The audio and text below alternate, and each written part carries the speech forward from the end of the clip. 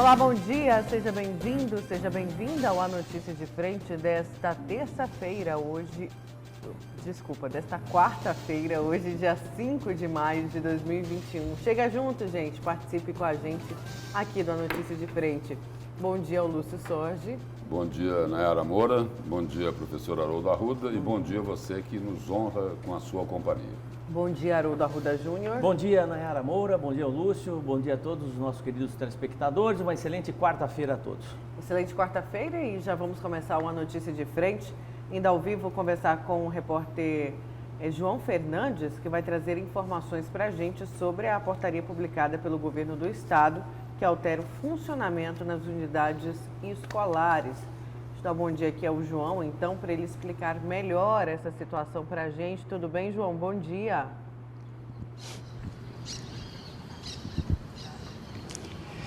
Oi, Nayara, bom dia para você, Lúcio, Haroldo, para quem está em casa também, uma ótima quarta-feira, pois essa portaria foi publicada ontem, promovendo algumas alterações. Por exemplo, na sede aqui da SEDUC, onde estamos em frente, também tem mudança, tem alteração. Não haverá mais escala de revezamento por aqui, viu? Apenas profissionais do grupo de risco vão continuar em teletrabalho. O retorno presencial de 100% dos servidores ocorreu na última segunda-feira, em cumprimento do decreto do governo do estado. Todos os setores, portanto, voltam a funcionar das 8 da manhã até as 6 da tarde, respeitando, claro, a jornada de 8 horas. Outra determinação, como você falou, Nayara, altera também o funcionamento nas unidades escolares. Os professores que estão dando aula vão continuar em teletrabalho. Já os demais servidores ou os professores que estão em outras funções vão trabalhar em regime de revezamento, com no mínimo 70% de forma presencial. Entre as atividades desenvolvidas por estes profissionais estão a entrega de apostilas, confecção dos kits de alimentação, atendimento da demanda de higienização e manutenção predial e atividades também relacionadas à secretaria escolar. A entrega das apostilas e dos kits alimentação, por exemplo, deve ser feita por meio de agendamento para evitar aglomeração nas escolas. Outra determinação também com relação aos plantões pedagógicos. A nova portaria autoriza a realização de plantões pedagógicos nas escolas com no máximo 5 alunos por sala. Entretanto, os plantões são opcionais, ficando então a critério de cada unidade escolar a realização ou não. Portanto, essa portaria foi publicada ontem, alterando algumas coisas, inclusive essa que eu falei agora dos professores que estão em teletrabalho, eles vão permanecer em teletrabalho. E aqui na secretaria, só os funcionários do grupo de risco vão continuar em casa, trabalhando à distância, já os outros, eles têm de voltar a funcionar. E as secretarias, as unidades, elas voltam a funcionar, portanto, das 8 da manhã até às 18 horas. Volto com você, viu, Nayara? Tá certo, João. Obrigada, viu, pelas suas informações. Daqui a pouco a gente volta a conversar, então, com você. Um ótimo dia. Gente, hoje nós vamos falar sobre as comorbidades. Muita gente, olha, quantas dúvidas sobre essa questão das comorbidades. Gente, o pessoal tem muita dúvida, né? Tem uma lista, tem um rol do Ministério da Saúde, mas as prefeituras estão se organizando como elas acham melhor. Tá? Tanto a de Cuiabá, de Vargem Grande, outras prefeituras aí, Brasil afora. Bom, então vamos falar disso aí, enquanto os nossos telespectadores vão chegando. As vacinas da Pfizer que chegaram a Mato Grosso serão aplicadas no grupo prioritário composto por pessoas com comorbidades e gestantes de alto risco. Lembrando que Cuiabá já abriu pré-cadastro para a vacinação de pessoas incluídas nesta categoria. Confira então os detalhes com o Antônio Carlos Silva. As 7.000 doses da vacina Pfizer que chegaram essa semana em Mato Grosso foram direcionadas para Cuiabá porque é uma recomendação do Ministério da Saúde que este imunizante fique nas capitais brasileiras, onde há melhores condições de refrigeração das doses. Sobre isso, a gente conversa agora com a coordenadora da vacinação em Cuiabá. Valéria, as 7.000 doses serão aplicadas em qual público aqui em Cuiabá? Nós vamos começar as comorbidades, que foi dividida em 2 fases, sendo que a primeira fase são pessoas com síndrome de Down a partir de 18 anos, gestantes e puérperas com comorbidades a partir de 18 anos, pessoas de 55 a 59 anos com comorbidades, pessoas com deficiência permanente cadastradas no Programa de Benefício de Prestação Continuada, BPC. Quando você fala puérperas, são mulheres que tiveram criança, deram à luz nos últimos 45 dias, é isso? Isso, até 45 dias pós-parto. Esses grupos, as pessoas têm que fazer o quê? Elas têm que ter aquele, como todos os grupos, pré-cadastro no site da vacinação em Cuiabá, é isso? Tem que fazer o pré-cadastro, que o agendamento vai ser automático, e tem que trazer o comprovante da sua comorbidade. Um laudo médico, um atestado, dizendo qual é a comorbidade, quais os medicamentos que tomam. Onde será aplicada a vacina da Pfizer em Cuiabá para esse grupo de comorbidade e a partir de que dia? Nesse primeiro momento, nós vamos fazer aqui no Centro de Eventos do Pantanal e a partir de sexta-feira. Porém, vai ter nos outros postos também, para o grupo comorbidade, a vacina AstraZeneca. Só para alertar quem vai receber a dose da Pfizer, qual que é a distância da primeira para a segunda dose e o que o Ministério da Saúde está preconizando? Na bula da vacina tem a orientação de 21 dias o intervalo entre a primeira e a segunda, mas o Ministério nos mandou um documento colocando que vai ser intervalo de 3 meses, como é a AstraZeneca. Por falar na AstraZeneca, tem pessoas com receio de tomar essa vacina, temendo algumas reações que algumas pessoas estão tendo, não todas. O que vocês da Autoridade de Saúde têm a dizer para a pessoa que está agendada, chega para tomar o imunizante e é da AstraZeneca e fica com receio e não quer tomar, ou até cancela o agendamento? Então, a AstraZeneca nós vamos trabalhar com ela há bastante tempo por causa da interrupção do envio da Coronavac. E é muito melhor a pessoa tomar a AstraZeneca, ter sintomas que são leves, não são sintomas muito fortes, do que ela contrair o vírus, ser hospitalizada e correndo o risco de ir a óbito. Valéria, vamos falar um pouquinho de uma ação da Prefeitura de Cuiabá que começou essa semana, vacinando um público específico. Por exemplo, os catadores de materiais recicláveis. Onde está acontecendo essa imunização? Essa imunização vai ser feita em pontos específicos. Vai ser levada a vacina para eles nos locais onde eles trabalham, onde eles se concentram. Porque existem associações desses catadores. Então, vai ser feita uma agenda para vacinar nesses locais. Tipo o aterro sanitário, por exemplo, ou em outros locais dos bairros? É um local próximo ao aterro sanitário. E aí, tem gente que andou criticando também isso. Eles estão no PNI, no Plano Nacional de Imunização? Estão. Eles estão no grupo de risco. Para quem quiser saber mais informações, é só acessar o site da Prefeitura, é isso? Isso, vacina.cuiabá. Bom, gente, deixa eu abrir aqui no site da Prefeitura, que eu já estou, inclusive, no vacina.cuiabá.mt.gov.br. Esse é o site, aqui a aba pré-cadastro. Quando você abre, vem para cá, Na verdade, deixa eu fazer o passo a passo aqui, porque quando você abre, você tem que aceitar e continuar e vai aparecer essa lista. Já entra aqui, para cadastro, pessoas com doença renal crônica, gestantes e puérperas com comorbidades, que são puérperas quem deu à luz há 45 dias, até 45 dias, né? Pessoas com comorbidades de 55 a 59 anos e pessoas com deficiências cadastradas no BPC. Aí o pessoal pergunta, mas o que são essas comorbidades?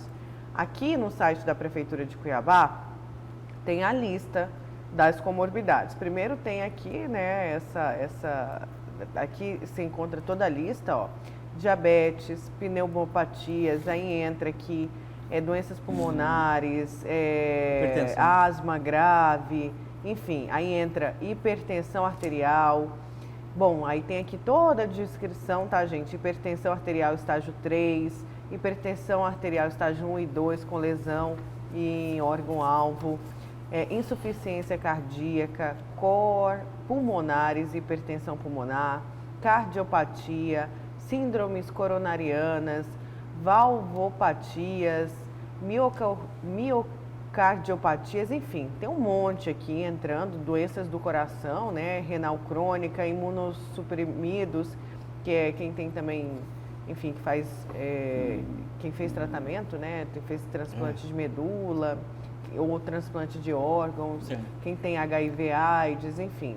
Aí tem a obesidade mórbida, que é um fator de risco gravíssimo para o coronavírus, síndrome de Down, enfim, e crise hepática. Aqui está a lista das comorbidades. E aí, e agora, Nayara, como que eu vou comprovar? Vai ter que ter um laudo médico, né, gente? Você vai se cadastrar.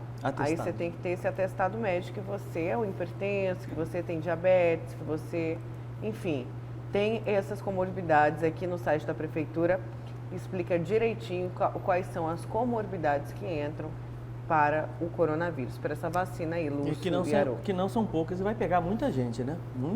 Todo mundo tem um problema boa parte das pessoas tem algum tipo de problema destes que são apresentados nessa lista aí, principalmente hipertensão. O brasileiro, boa parte da população brasileira tem hipertensão, seja num grau mais severo ou não, e certamente estará nesta lista aí, poderá tomar essa vacina da Pfizer, que é uma vacina importantíssima, já está em 90 países, né?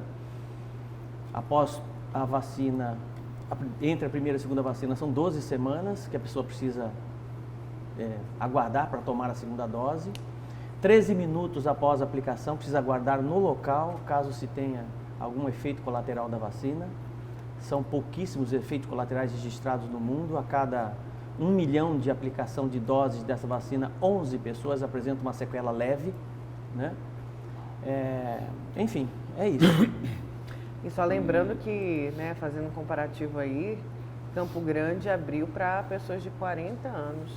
Baixando. Uma cidade que vem avançando bastante aí no que diz respeito à vacinação. Eles têm um sistema de notificação muito eficaz, que atualiza todos os dias após a meia-noite. Automaticamente atualiza. Então isso faz com que realmente eles estejam sempre no topo ali da vacinação, porque eles estão vacinando mais mesmo, né? Mas o sistema também é muito rápido de notificação que eles criaram. Eu vi essa entrevista ontem, né? De notificação? Porque quando você vacina, você precisa notificar o Ministério da Saúde. O Ministério da Saúde precisa saber quantas pessoas receberam essas doses que foram encaminhadas, né? Você encaminha 7 mil doses, 10 mil doses, e aí o município precisa notificar, olha, vacinamos 100, 200, 1.200, 1.300, sabe, no estado. Então eles têm um sistema de notificação, de notificar, de informar o Ministério da Saúde muito bom, muito eficaz, sabe, no Mato Grosso do Sul. E é por esse é um dos motivos pelos quais eles estão no topo, exatamente, da vacinação no Brasil, segundo o entrevistado, né? Deixei aqui a participação do nosso telespectador. Bom dia, bancada. Órgãos públicos estaduais estão fechados. Detran ganha tempo, etc. Meu nome é Antônio, está tudo fechado. Tem mais gente falando disso. Nayara, os cines estão todos fechados. Cuiabá e Várzea Grande não tem onde a gente dar entrada no seguro e procurar vaga de serviço. Abraço. É o Luiz. Será que a nossa produção pode ver isso? Essa questão. Os cines continuam e a produção vai ver se a gente tem aí já uma resposta de quando que vai ter essa liberação, porque muita gente não consegue fazer os serviços online. Logo a gente traz essa informação para você. Deixa eu saber os destaques de vocês, começar com o seu, Lúcio, qual que vai ser? Meu destaque, falar de novo aí daquela polêmica, né, da compra do jatinho. Agora, o Ministério Público está querendo acesso aos detalhes na compra desse jatinho. Particularmente me chama um pouco a atenção porque chegou a ser divulgado, inclusive, que esse jatinho seria utilizado pelo Poder Judiciário e também pelo Ministério Público Estadual. E agora a Promotoria do Patrimônio Público está pedindo acesso, né, aos detalhes, né, sobre a compra desse jatinho que custou aí, ou que iria custar mais de 8 milhões de reais. Então esse é o meu destaque. E o seu, Haroldo? Bom, já começaram os depoimentos da CPI da Covid, CPI da pandemia ontem. O primeiro a falar foi o ex-ministro Luiz Henrique Mandetta. E eu vou falar um pouquinho sobre o depoimento dele. Hoje estaria marcado o depoimento do Pazuello, mas ele disse que ele não vai comparecer porque ele teve contato com alguns coronéis no final de semana que estavam contaminados com a Covid-19 e ele não vai comparecer, né, hoje para esse depoimento. Enfim, né? Isso aí é o que ele diz, né? E é claro que a oposição imediatamente fala, justamente agora, né, que é o depoimento dele, importante, ele não vai comparecer para poder fazer esse depoimento, né, dar esse depoimento. Mas, enfim, está marcado para dia 19 de maio o depoimento do Pazuello, que é o mais esperado por conta exatamente de possíveis crimes de responsabilidade. Vamos aguardar. Eu vou falar especificamente da fala do Mandetta ontem. Da fala E da amarelada do Eduardo Pazuello. Não, pois é, Porque é o seguinte, que amarelou, né? Amarelou, afinou, ficou com medo, está tentando postergar. Essa é a verdade. Ficou né? chato. Essa é a verdade. Né? Ficou chato. Porque quis fazer lá por videoconferência, aí o presidente da CPI falou, não. Isso aqui é o seguinte, ele disse o seguinte, a frase dele, a minha função aqui, ela não comporta, me parece que a expressão foi subterfúgios. É um termo elegante, né? Para falar, daqui ninguém vai fugir. É subterfúgio para amarelar, né? Para amarelar. Não, mas enfim, ficou chato porque, assim, é muito esperado esse depoimento dele, né, do Pazuello, até porque todas as dúvidas pairam exatamente em cima sobre a sua gestão, né? E deveria ser hoje, não será. Então, mas já foi remarcado para dia 19 de maio. Ele alegou que ele teve contato com 2 coronéis neste final de semana que estavam contaminados e por este motivo ele vai ficar de quarentena aí, vai ficar 14 dias em casa resguardado lá por conta desse contato e por esse motivo não fará o depoimento hoje. Já foi remarcado para dia 19 de maio. Certo, daqui a pouco a gente fala sobre os 2 assuntos. Deixa eu ir a mais participação do nosso telespectador. Bom dia, bancada. Gostaria de saber como vamos pegar atestado médico, se as UBSs não estão atendendo. A gente vai lá e eles dizem que o atendimento é só para Covid. Eu mesmo sou diabética, só tenho exames antigos para comprovar. É a Terezinha do Residencial... a Terezinha do Residencial Santa Terezinha. Olha, Terezinha, eu mandei agora a sua mensagem para a Secretaria Municipal de Saúde, estou esperando resposta, mas segura esses exames antigos aí, viu? Pois é, essa é uma pergunta interessante, né? Saber se os exames antigos poderão porque validar. Se esperar conseguir um atendimento, pegar um atestado médico, vai ser difícil, né? Exatamente. Tem uma outra participação sobre o IPVA aqui. E aí, temos algo sobre o IPVA? Eu tenho uma resposta aqui da Cefaz, que falou o seguinte, olha... No caso dos ônibus, no caso das motos de até 160 cilindradas isentas, tudo ok, já está tudo certo. No caso dos ônibus de turismo e vans escolares, a AGER encaminhou a relação de inscritos para a Cefaz colocar no sistema automaticamente ceder essa isenção. Já veículos de bares e restaurantes e similares que estejam com o CNPJ das empresas, também está tudo certo. O que está faltando é chegar à lista da Uber com os veículos emplacados em Mato Grosso, para que ninguém seja prejudicado. Então, a Cefaz está esperando essa lista da Uber para poder publicar essa normativa sobre a isenção do IPVA, tá, gente? É só isso que está faltando, por isso dessa demora. Tem uma aqui que o Lúcio vai poder ajudar a gente na resposta. Bom dia, bancada de sucesso. Por que o governo não pegou esses 9 milhões e colocou na Previdência e devolveu os 14% dos sofridos, aposentados e pensionistas? É o Alenor, do Distrito da Guia. E aí, dava para fazer isso, Lúcio? Olha, eu não sei se dá para fazer isso. Agora, o que está difícil aí de acontecer é o acordo, né? É o acordo entre os deputados estaduais, criaram uma comissão, né? Aí eles não conseguem entrar num acordo com o governo do estado sobre essa polêmica aí da taxação, né, da Previdência em cima dos aposentados, principalmente aqueles que ganham até o teto do INSS. Os deputados já estão praticamente desistindo de tentar fechar um acordo com o governo do estado, né, porque não conseguiram chegar aí a um denominador comum, né? A reivindicação principal aí é de que essa isenção ela chegue até o teto lá do INSS, né, algo em torno aí de R$ 6.400, e aí já começa a ganhar força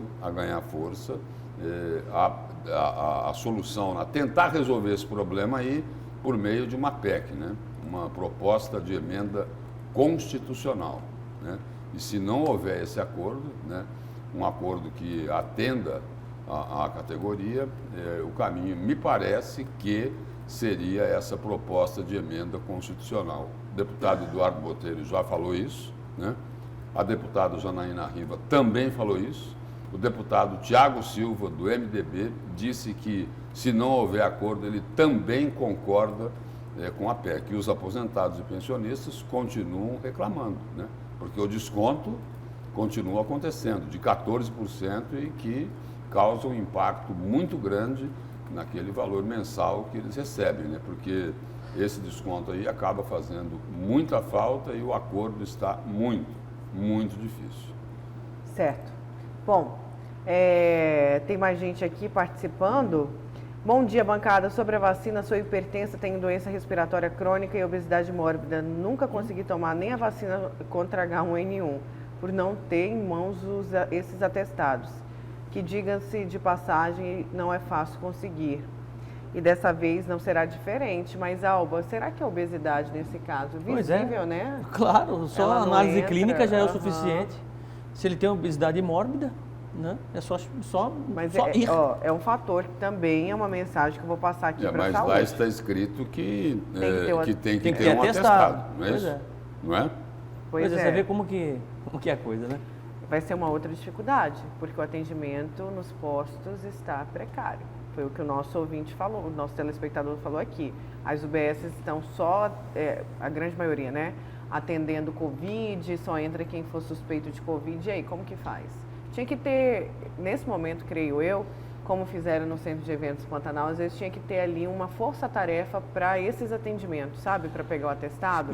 Ter, por exemplo, um local só para atender quem tem comorbidade. Para certificar, para certificar. Pronto, os a palavra atestados, né?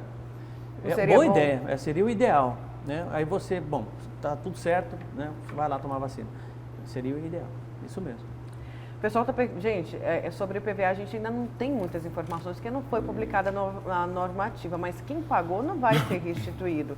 Segundo o governador disse aqui pra gente, quem pagou me parece que vai ter um abatimento no próximo ano, tá bom? E que entra aí nesse rol, parece-me que vai ter um abatimento no próximo ano. Essa foi a explicação pra gente.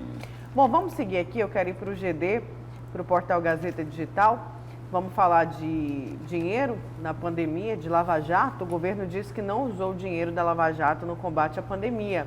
O governo Mauro Mendes comunicou ao ministro do Supremo Tribunal Federal, Alexandre de Moraes, que não utilizou os 79 milhões e 400 mil recebidos dos recursos recuperados pela Lava Jato em ações de combate à pandemia da Covid-19 em Mato Grosso.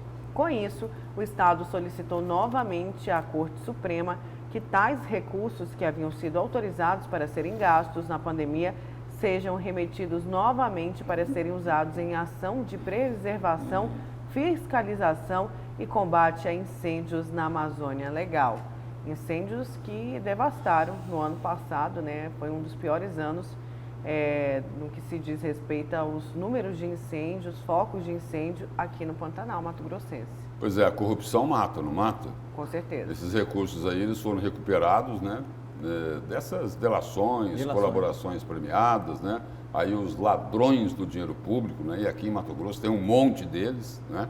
Tem um monte deles, né? Tem gente aí condenada a mais de 100 anos de cadeia porque não fez delação, né? Porque quem faz delação, às vezes nem preso ele fica, né? Ou então fica bem pouco tempo, né? E depois vai gozar, né? Todo aquele dinheiro que eles roubaram dos cofres públicos, né?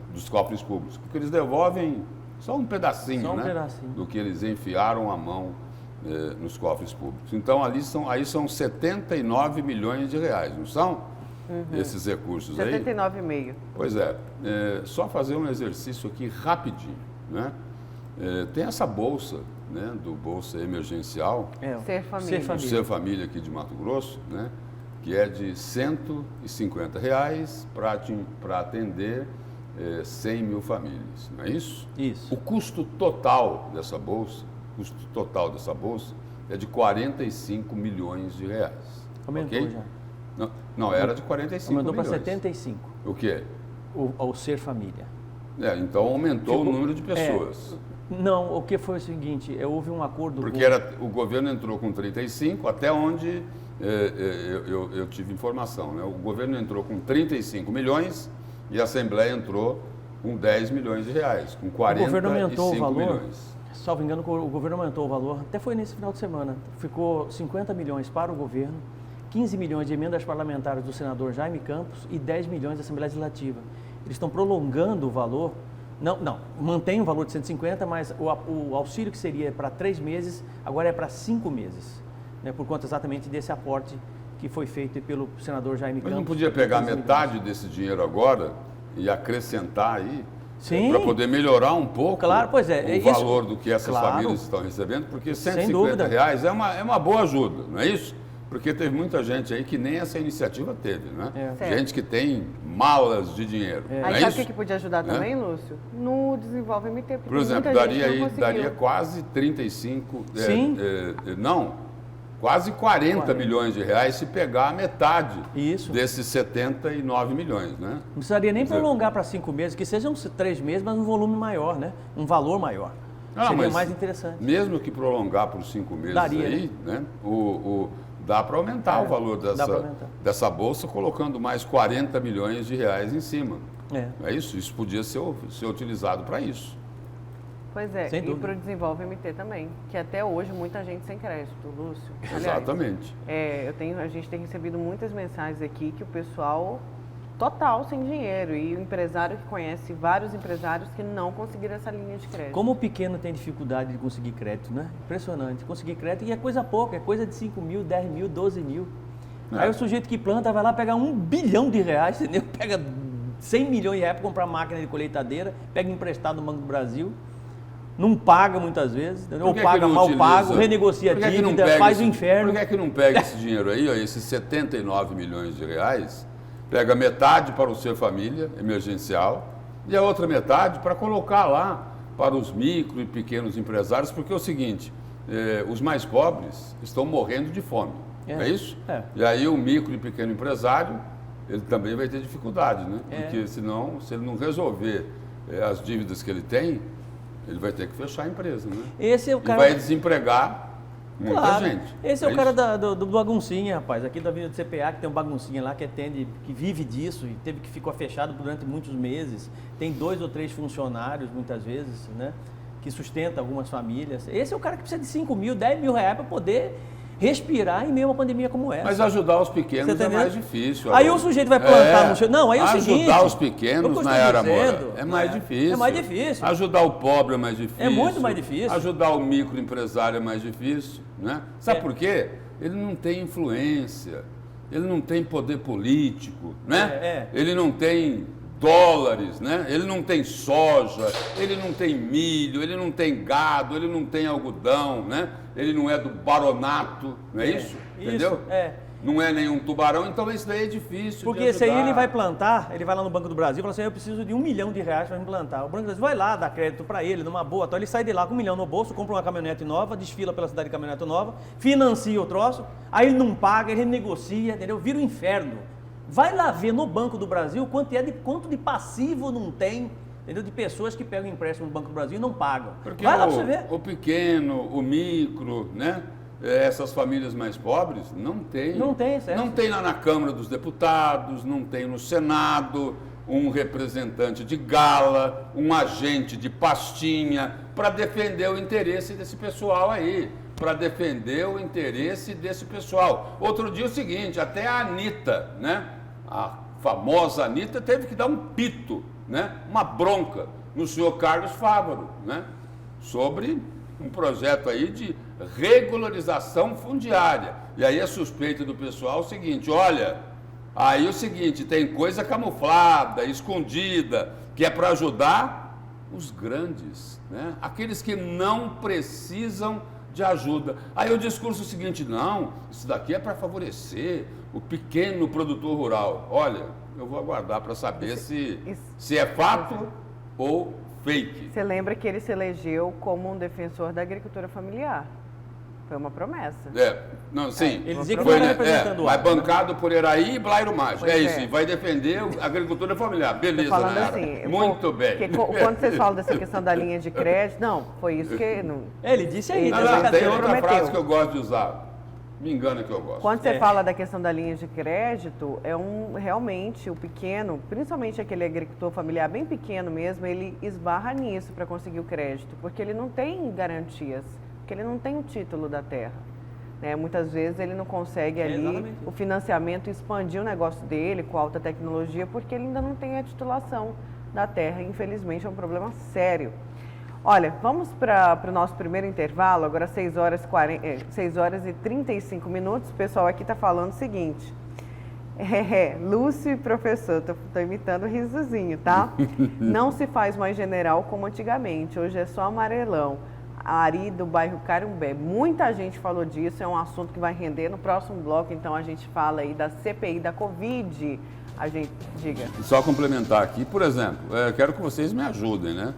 Vocês já viram aí algum deputado federal, algum senador da República aqui de Mato Grosso desenvolvendo alguma ação específica, né? Se reunindo com micro, com um pequeno produtor, com um agricultor familiar, defendendo mais estrada, mais financiamento, mais assistência técnica? Olha, eu não costumo ver isso não, hein? Eu não costumo ver isso, não é isso? Aí é o seguinte, aí na campanha, né, vale tudo, né? Até dizer o seguinte, olha, eu vou ser um defensor intransigente do pequeno produtor. Aí só que é o seguinte, a campanha dele foi bancada pelos barões, pelos tubarões, e aí vai defender o pequeno. Intervalo, Tá bom. daqui a pouquinho a gente volta com a notícia de frente.